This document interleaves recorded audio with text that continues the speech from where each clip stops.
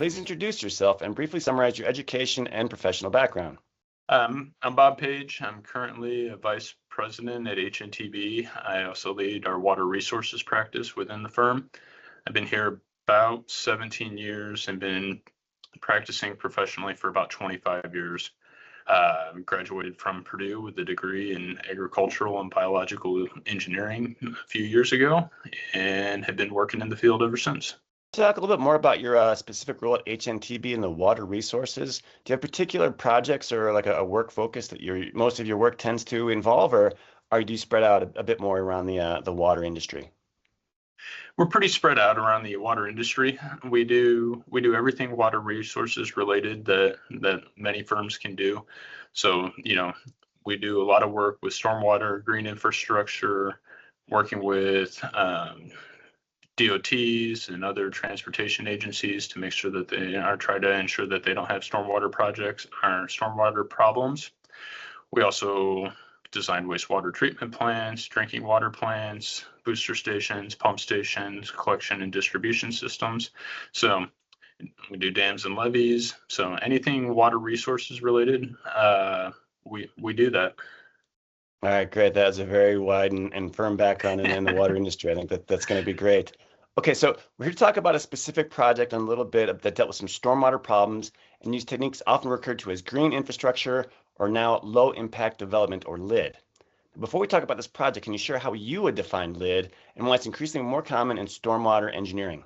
When you think of LID, or green infrastructure, it's trying to mimic what has naturally taken place, right? So imagine a green field and trying to infiltrate that ground or infiltrate water into the ground. And we're just trying to recreate that as best we can with engineering techniques.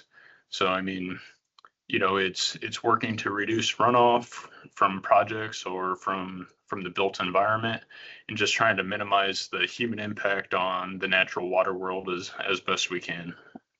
Okay, so you're reenacting the nature things, and how is that different than for traditional systems?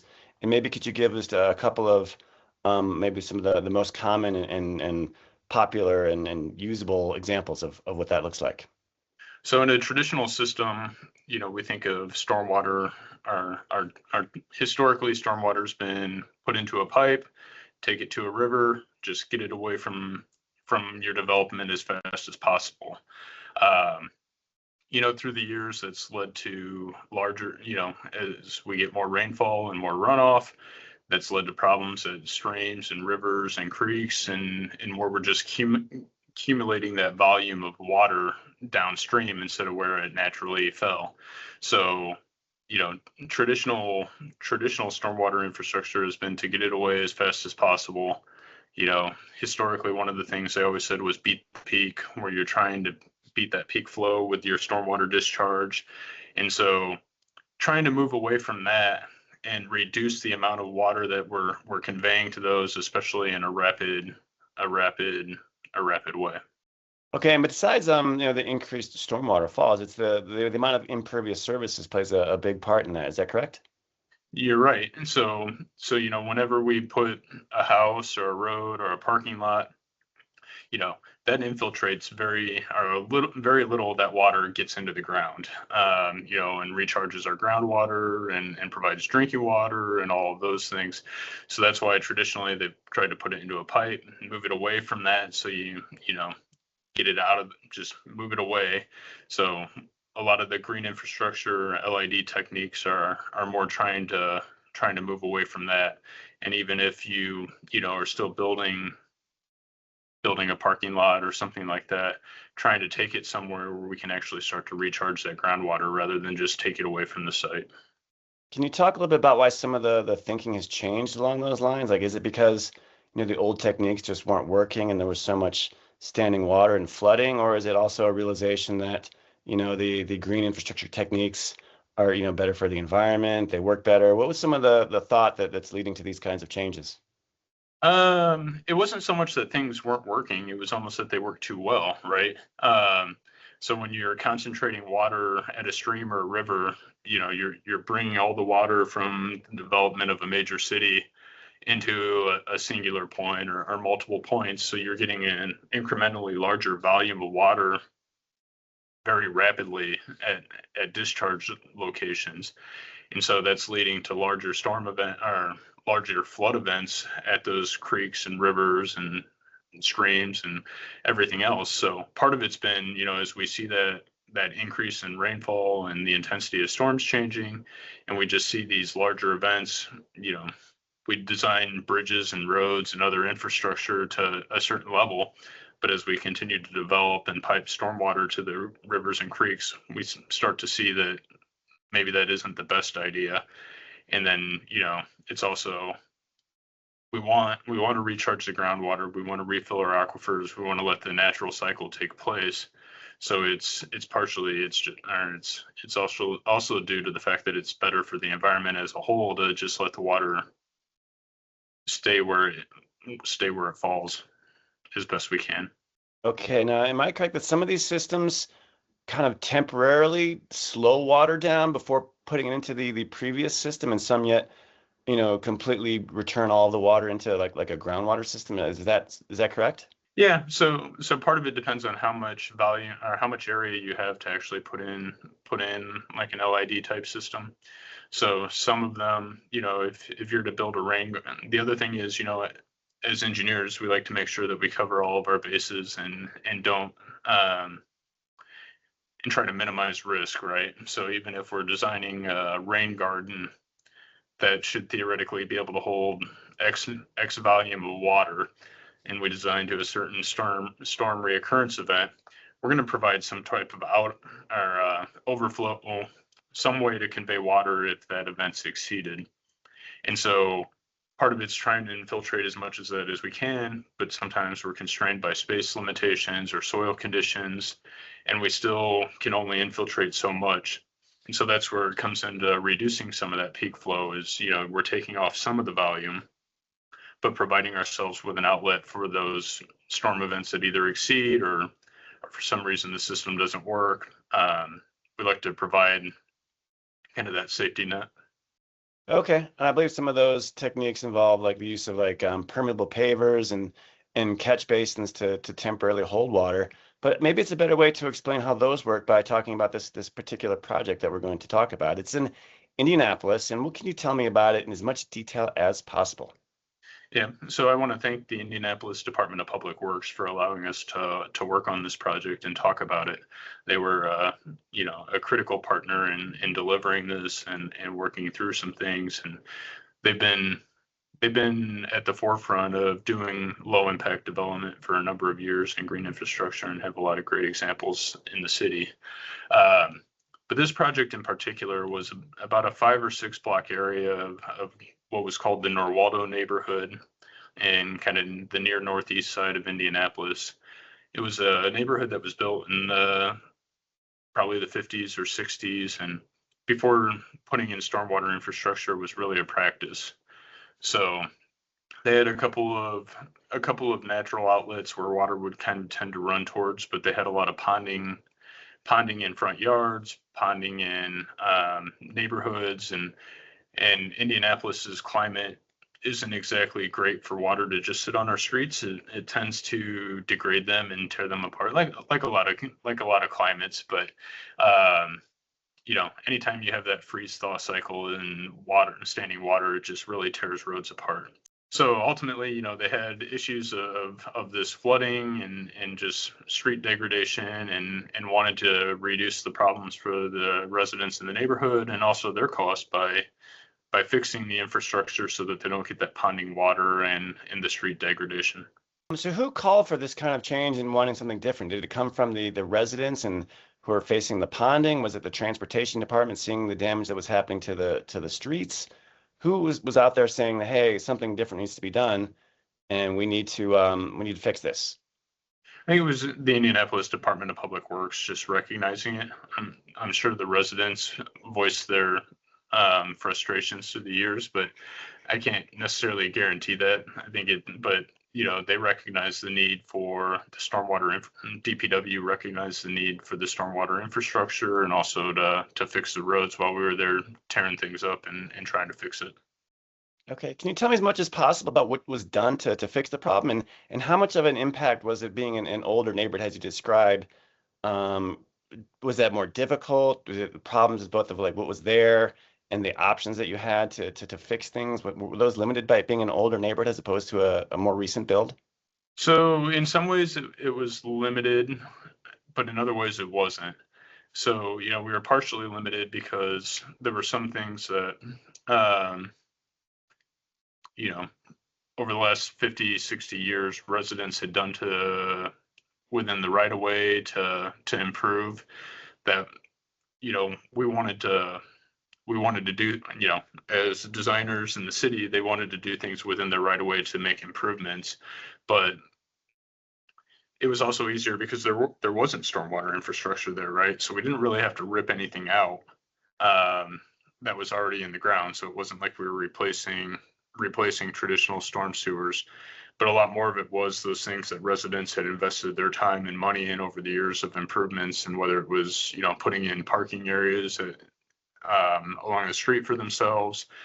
So it wasn't it just made it a little harder to coordinate and make sure that we were replicating what they'd done, because even though DPW has the right to do things within their easements right away, whatever mechanism they have, they're conscientious of the fact that people had invested money and time in these improvements and wanted to make sure that we could replicate them as near as possible to what it was. So that was kind of the biggest challenge with it being an older neighborhood.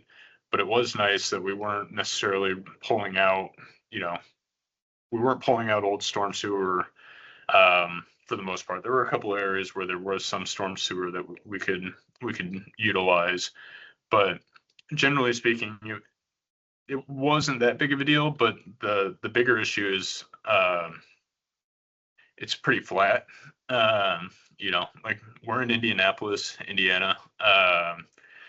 For those of you that aren't in Indiana, it's pretty flat. You know, we're known for our corn, and so that just led to some issues of, you know, how do we actually, you know, provide the infiltration, but also provide those safety nets I talked about of providing an outlet for excess water. Okay, so essentially you're saying that there was almost no existing stormwater infrastructure, even in the 50s and 60s, no stormwater drains or street drains or anything like that. I'm just trying to figure out how, I guess, unattended to it was. Was it just going to rivers nearby? So it wasn't necessarily going to rivers. A lot of it was ponding in yards. And I mean, it would eventually, you know, infiltrate and, you know, get in. But, you know, we held a couple of public information meetings and people provided us with some pictures. And, you know, it's not exactly the best when your car's under about 1.5 feet of water that's just sitting in your driveway. And so, you know, it would stay that way for a week or two because it takes a little while to infiltrate. It's not, you know, it's not like the Earth's generally a sponge.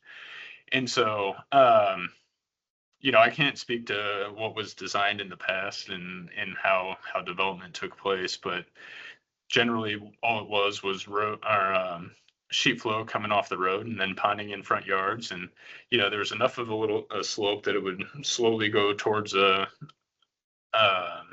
natural outlet. There's kind of a pond at the south side of the neighborhood that it would kind of flow towards, but for the most part, it was just standing in driveways and low spots and not really going anywhere until it eventually either evaporated or infiltrated.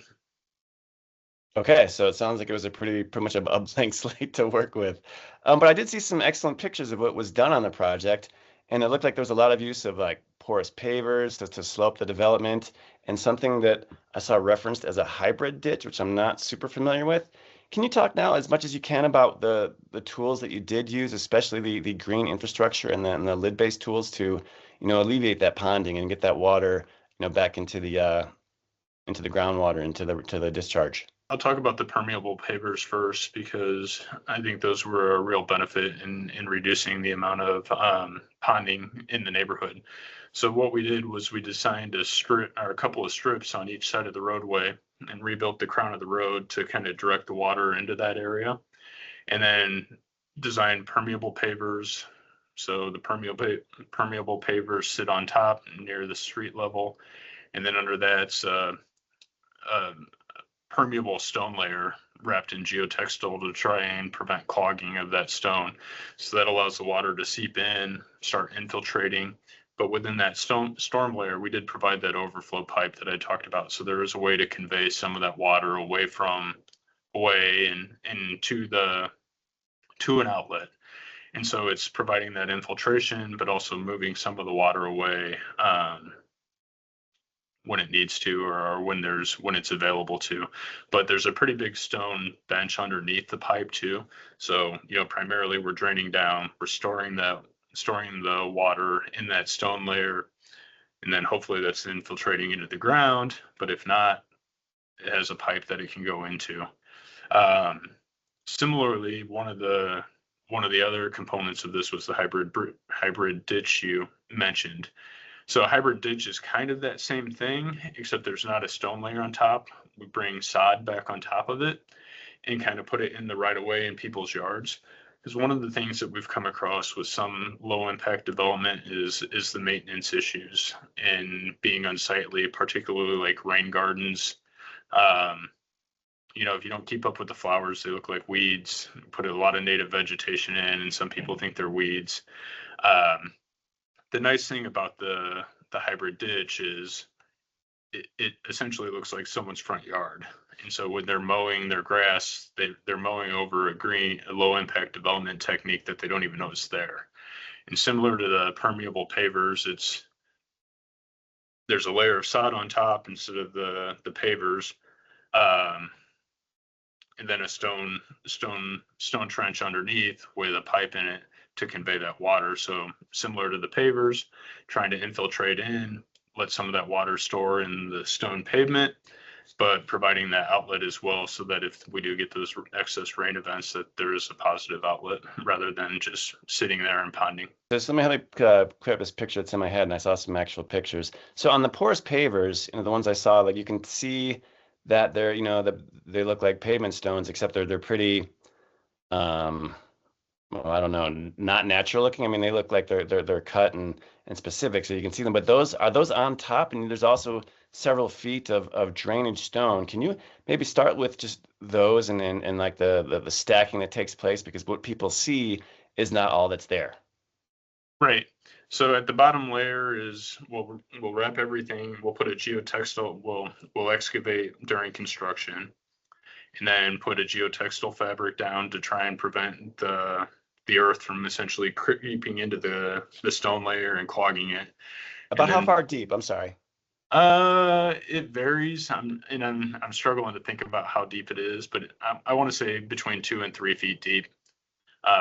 Actually probably more than that, because we put 12-inch pipe in it. So probably between 3 and 4 feet deep, it would be the trench depth. And so we put a layer of stone underneath, put in like a 12-inch pipe, and then envelop that pipe in more stone, and then eventually wrap the geotextile over the top. Because one of the things with these pavers and other green infrastructures, our low impact development techniques I mentioned, is the maintenance, right? And so, especially in these older neighborhoods with some large trees, you're going to get debris on top. And so that's part of the reason for the geotextile, is to try and keep that stone layer as pure as possible, leave something on the surface that somebody can come in with like a Vector or a Vector truck or a power washer and just blast everything off, so that so that you maintain that ability to drain the water into the stone layer. Okay, so I'm just sticking with the pavers. Is there anything on top of those, or is those more like walking stones that it seemed to look like from the pictures, or is there additional organic or not organic material put on top of those paving stones? Nope, just the stones themselves. And they're all, the ones that we put in this particular installation are all traffic rated, so they can handle the car loads. People can drive on them. One of the things that DPW and the installer or provider recommended, if you can see some of those pictures, you can see like a concrete curb behind them to hold them in place so that they're not sliding off. And so that's an important aspect of it too, to help keep them in place. So there is something for them to stack against. Okay, yeah, that makes sense. And I did see that they did look like they were, functional, trafficable paving stones. But that leads me to the hybrid ditch. Now, those are not. You're saying that those very purposefully are covered with the sod and grass to look more like, the existing neighborhood's lawns. That was more than kind of going back to what I talked about with wanting to mimic what was there before we came in with the project, right? So typically, most cities and towns and counties, when you have a sidewalk, they own that space between the road and the sidewalk, or are not owned, but they have the right of way or the ability to do improvements there. And so in some cases where it hadn't necessarily been touched in the past 60 years or whenever the houses were built, there was still just that strip of grass between the sidewalk and the road. And so rather than extend the road and push the pavers out, it's just do a very similar trench to what I described with the pavers, where we're digging down 3 or 4 feet, put in a permeable stone layer, put in the pipe in that stone layer, but then cover it back with sod, because that's what the residents had been used to. They've been maintaining that, or are playing, kids playing sports on it, or whatever they've been doing with that ground, but just trying to mimic what they had prior to us coming in with the project. Sure, that makes a lot of sense. But how much? I assume that's not probably as drain effective as without the sod on top. How much of a difference does that layer make, and is it still an effective drainage system? The difference is pretty minimal, to be honest. Um, the hybrid ditch probably gets a little more infiltration just because you have the grass uptake on the top of it. But for the most part, that stone layer is the same. The bigger impact on infiltration is what's the underlying soil, right? And so when we're in very clay-based soils, the amount of infiltration slows down dramatically versus a sandy soil. So a lot of it's a lot more site specific than just being able to generally say, but the real driver is more in what's the underlying soil condition than what's on top. I appreciate that. So let's get into engineers want to know, like, how well did it work? What were the effectiveness? What did the people think about it? Were there benchmarks on how much of a difference you saw from the way it was to the way it is now? I think the pictures show some of that. And I don't think I've sent you pictures of some of the previous ones, and I'll have to dig through my archives and see if I can send you some before pictures of what we were provided. But I think, I sent you pictures that were shortly after the project was completed, and we had a pretty decent storm event, because I think you can still see that a lot of the pavement's wet, but there's almost no, if not any, standing water in any of the pictures. And that wasn't necessarily selective editing. That was it was working as intended. And like I said, I think that was about a 1/4 inch rain event that occurred the night before I went out and took those pictures. Because I mean, as an engineer, it's like, all right, we had a pretty decent rain event. I'm going to go see, did this actually work the way we thought it would? And I was very pleased when I went up there and there was no ponding water. And like I said, you can still see that the surface is wet, but a majority of the water had been taking into the improvements that we'd made and started infiltrating and working, or the system was working the way that we planned. We didn't do any true flow monitoring or anything like that to truly measure it. It's been a lot more based on, we haven't heard any negative feedback from the community. DPW has indicated that everything's worked great. Like I said, kind of the biggest issue is working with them to make sure that, are working with them or other clients to make sure that they're maintaining those so that you don't lose that capacity to get it into that stone layer and the pavers. Okay, so for those looking at doing perhaps similar projects where they live, is there any downside or reason not to use these green infrastructure or lid developments? Are they any more expensive, or do they drain less than the traditional systems? Anything like that? Cost is pretty similar. They're a little more expensive. I think the biggest warning is the having having owners be prepared for the maintenance requirements and that additional cost in the future for them, because depending on what technique you use, I mentioned rain gardens earlier. That's got to be a little more selective in how you maintain those. We didn't do those on this project in particular because of that. It's a lot harder for somebody to go in and say, all right, that's a weed, I need to pull that out for the system to work properly, versus, hey, that's what's supposed to be here. Because depending on when you go look at them, they might all look very similar.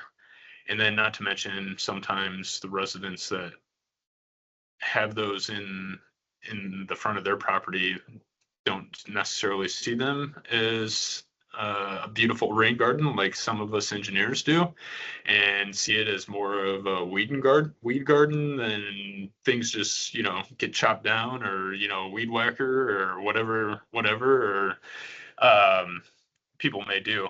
So I mean, that's the biggest thing, is there are slightly different maintenance considerations to think about, and implications of if you don't maintain them, right? These won't function if they're not maintained. But as far as a decrease in performance, I would say that the performance is on par as long as they're maintained. If they're not maintained, then there's no performance. Right. All right, that's good to know. And so, keeping that advice going, I like what you're saying about notifying the people about what's involved, but what's some advice that you would give people, again, like how to select the ones that are best for their area? And then again, like, how did you inform the residents about what they would need to do? Is this like a town hall situation? Did you mail things, or to speak to them as it was being installed? Or was that kind of talk before the installation even took place? All of the above.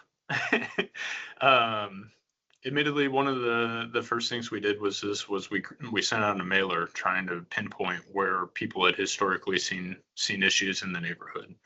So I think we sent it to around 5,000 people, asking them to detail, how many times their property had flooded, how long the flooding typically occurred, if they knew how much rain. So trying to inform ourselves of what was better happening than what we'd just heard when somebody had called and complained.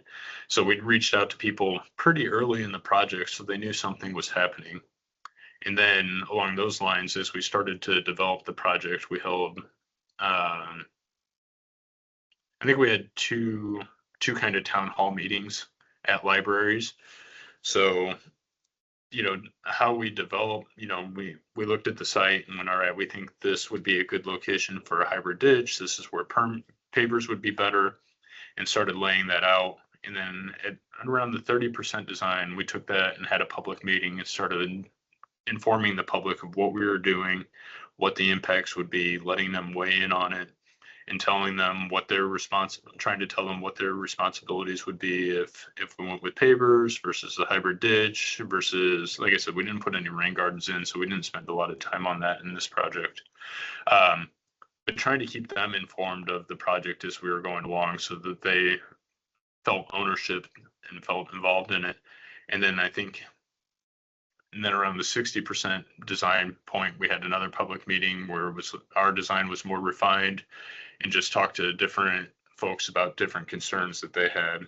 I mentioned that this is an older neighborhood with some very large trees.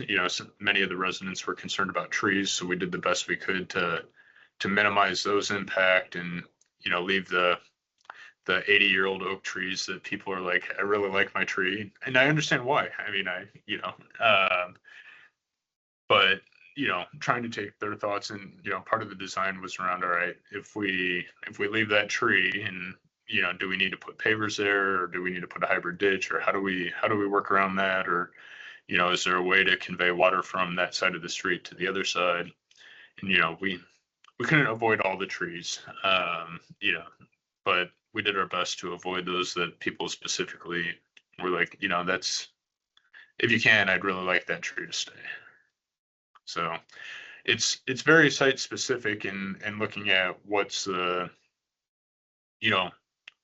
topography, and like I said earlier, one of the biggest things is doing the geotechnical investigation to understand what's the underlying soil properties, and then finding the best fit based on that. Okay, no, we like specific details. So could you just tell me a little bit about what you would do in that tree example? Like, what's the fix if you're like that tree's got to stay? What are we going to do differently to keep it? I think, thinking through that one, it was one of those, all right, can we put in some traditional storm sewer on the upstream side, try to catch it in a storm sewer system, but rather than outlet it continuing in that same direction, can we bring it back across the street to where we have a hybrid ditch in place, bring it in where we have that perforated pipe within that stone layer, let some of that infiltrate in, but just try to minimize that immediate impact right there. And then, and so, try and avoid the root layer. So that's part of the reason why just going to the other side of the street, but just minimizing those impacts as best we can, but trying to think creatively of, all right, if we, you know, if it's in the middle of a block, can we put in traditional storm sewer, pick up a majority of the flow, put in the standard inlets and catch basins and let all that flow into that, and then just pipe it across the street. And so, it's partially a cost consideration. It's partially, there's a lot of factors that go into it, but sometimes we got to think creatively and then make a decision on what's our budget, what's the cost, can we do it? Will the storm system still function efficiently? But, it makes the life a lot easier when everybody's getting along on a project, including the residents.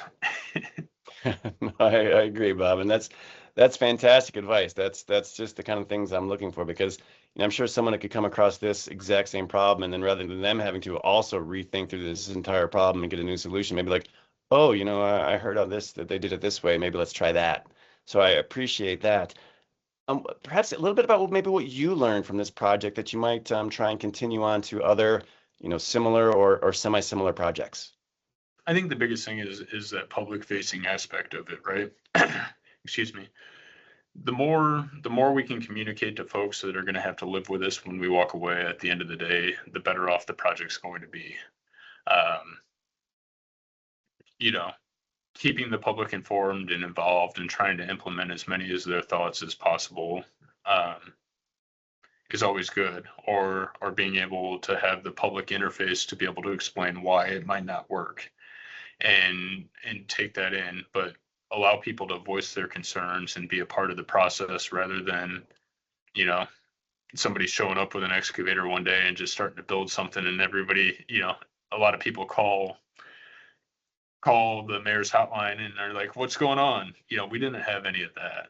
So, keeping the public involved, keeping them informed, allowing them to be about part of the process really helps make a project go a lot smoother than if you don't do that.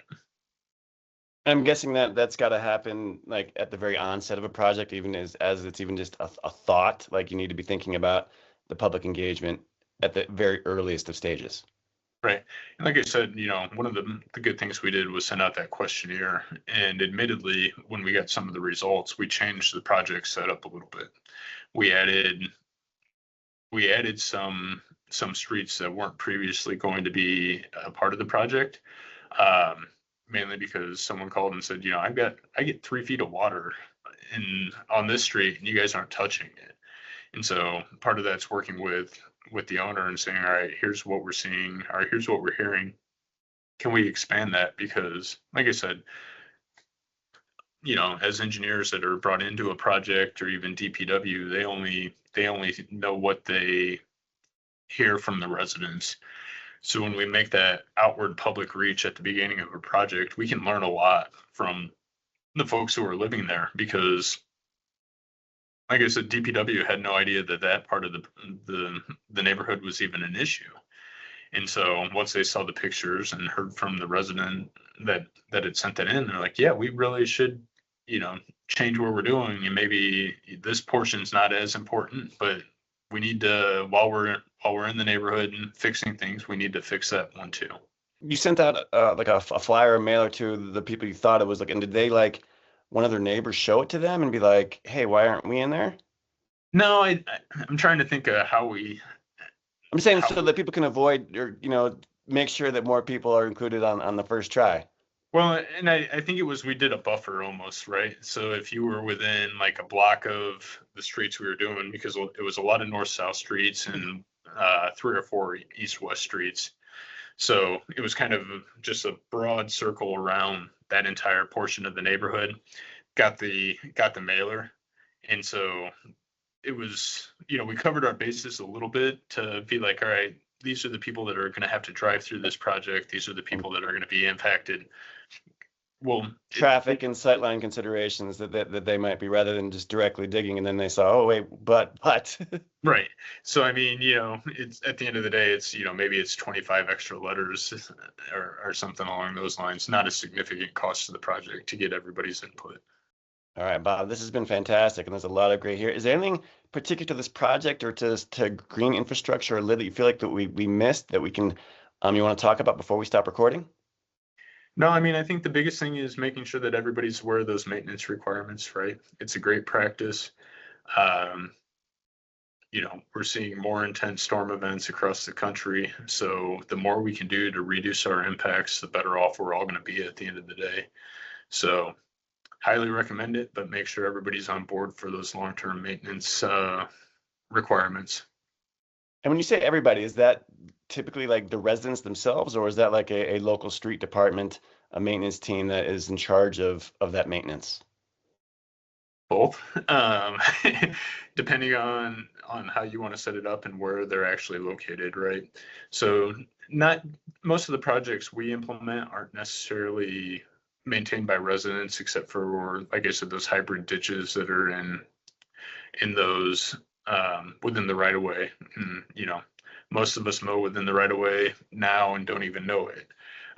So that's part of it. But it's once we start to do some of those other things that are a little more impactful, whether it be a rain garden or permeable pavers, that's not something most residents are typically equipped to do.